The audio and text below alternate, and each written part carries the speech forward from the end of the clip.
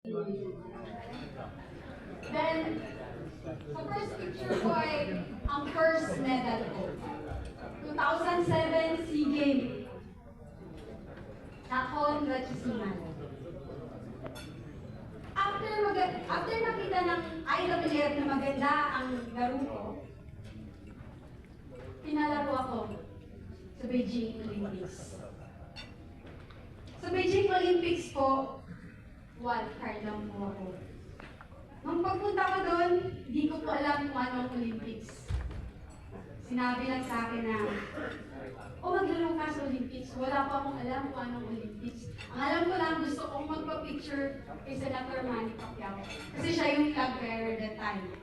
Tapos nakita ko yung mga magagaling na atleta. Sabi ko, wow.